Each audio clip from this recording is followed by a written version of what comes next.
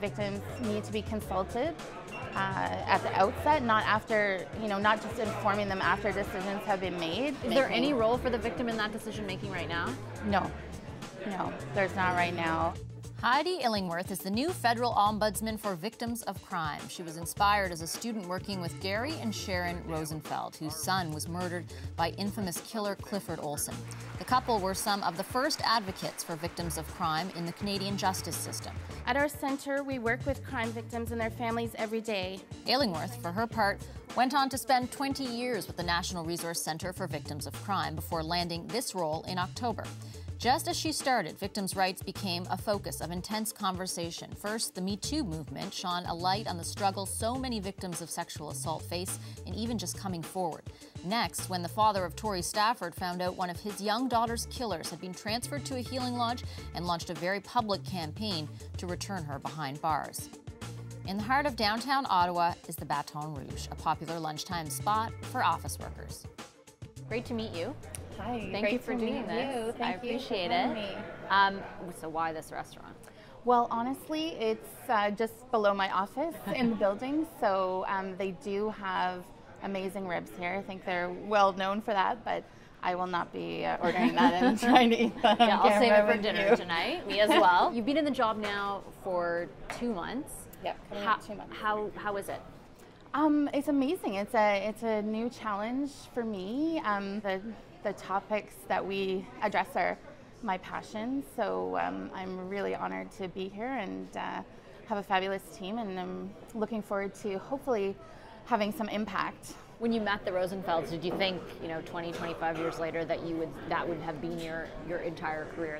I don't know. I guess I just got so passionate about it. Like, a lot of people will say to me, "Oh my gosh, that's heavy work. How do you do that?" But for me, seeing the resilience in the people that I work with and their overcoming of really horrific trauma, but being able to speak out and have a voice and try to make change, it's always been so inspiring to me. So I have never felt that I couldn't continue to do the job. I've never felt that burnout. That sometimes has it ever been so frustrating? It is. Sometimes you feel like you're banging your head against a brick wall. But luckily, I have a very hard head, and my husband is like, "You're the most stubborn woman I have ever met." So maybe it's that has helped me to stay and to eventually to apply and become the ombudsman. Can you explain the role of the ombudsman? What does the job entail? Well, the office is led by the voices and experiences of victims and survivors. So we get calls from them, we take their complaints, we investigate them, and then where appropriate, we make recommendations to federal government and to ministers about how to improve the system, make it more fair, and be more respectful of victims. Okay, hi. Do we have any questions about the menu so far? I'm going to have the grilled salmon salad, please. I'll just have the tortilla soup, please. Okay. Thank you. Thank you. What has the volume of complaints been like since you've been? I know it's only been 2 months, and has it surprised you one way or the other? Not really. Like, I feel like these issues are more and more in the media, so victims are hearing about other cases, so they're coming forward, they're hearing about the office. We're trying to reach out, be proactive, and say, we're here, we want to hear from you, we want to raise your voice and try to have it heard. I'm wondering what you think of the discussion that's ensued over the past month. I'm glad that these issues are coming forward. The management of offenders is not something that my office is responsible for, but we absolutely make comments about it, about what we're hearing from victims. We make recommendations to address victims' concerns, and we want to take an active role in raising those issues further.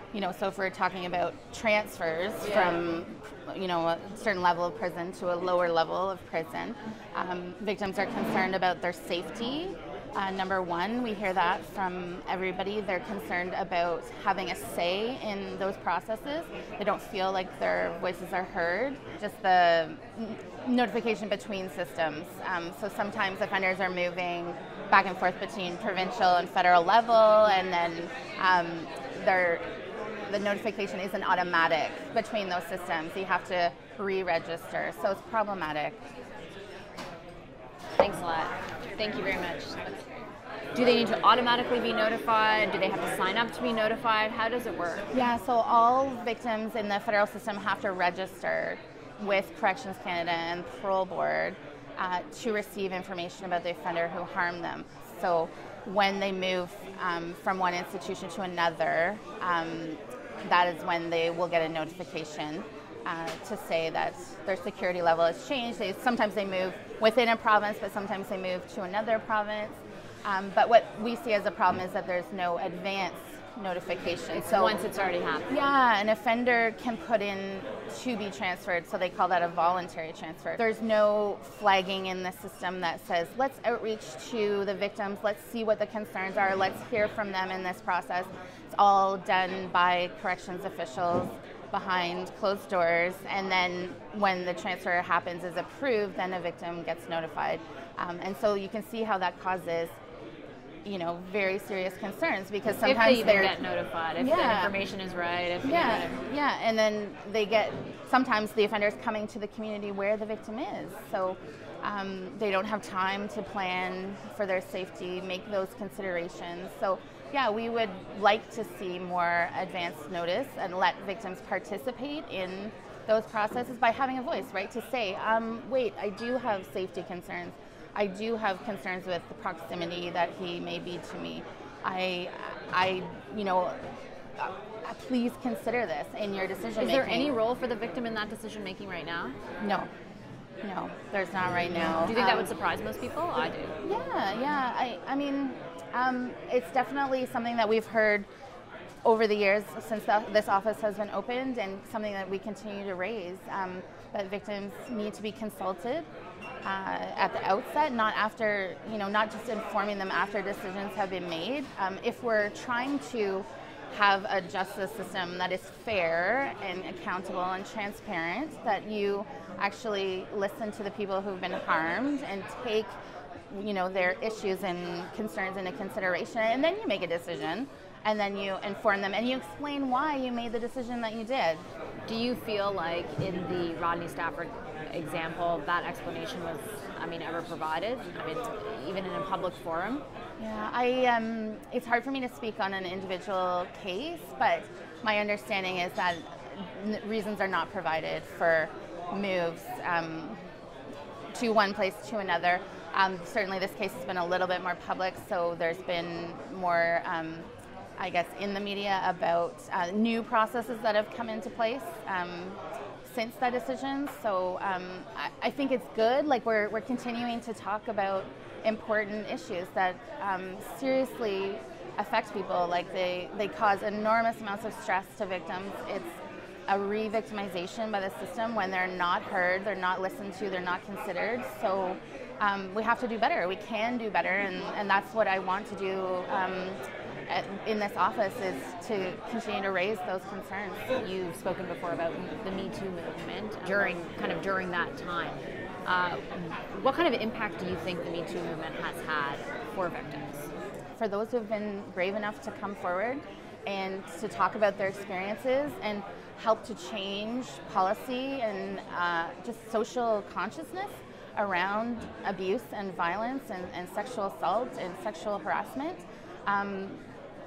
Kudos to all of the women and men who have come forward, and at this office we are also passionate about trying to keep raising their voices, and we want to join that conversation. For the office in the movement? We need to look at the whole criminal justice, like the trial system, how survivors are treated there, and ensure that we're not re-victimizing them when they try to give evidence. The state needs them to give evidence, but we're re-victimizing people when they come forward, when they've reported crime.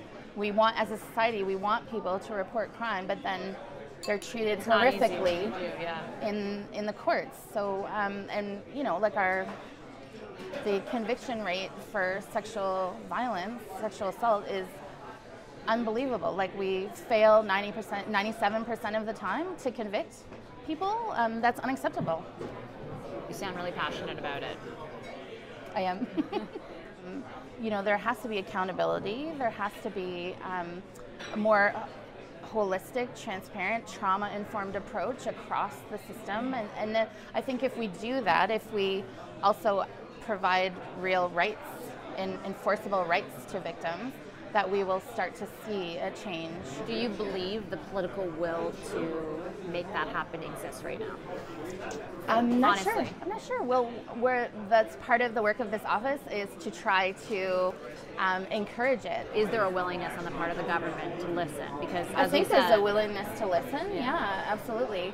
And I think as more survivors come forward and raise their voices, whether it's sexual assault survivors or it's victims like the families who've come forward recently in homicide cases, we have to keep raising these issues to the people who have the power to make change. Are we doing okay there, ladies? Yeah, Yes, good. Thank you. I appreciate it. So you mentioned off the top that you know, a lot of people wonder how you work in such a heavy field, and like, how do you not get down about it? How do you not just succumb to frustration? Well, I think I try to have a positive mindset all the time. Of course, you have bad days, but you know, to me, the resilience and overcoming of the victims that I've worked with is really what inspires me and keeps pushing me to go on. And I'm trying to add to their voices and in strengthening, you know, policy and legislation and all of these processes.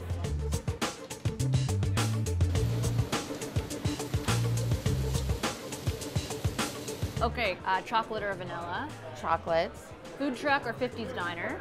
food truck. Field hockey or basketball? Oh no. This is your daughter and your son play these sports competitively, right? Yes. Yeah. My sport was field hockey, so passionate about it, but go Raptors. So you're pleasing both your kids right now, is what you're saying. I understand that. Winnipeg Winters or Ottawa Winters? Born in Winnipeg, raised in Ottawa? Yes, Ottawa. Winnipeg is too brutal. I'm not That's tough like enough. picking the worst, like best of the worst right there. Yeah, I'm not tough enough. Well, thank you so much. Thank I really you. appreciate you doing this. Thank you.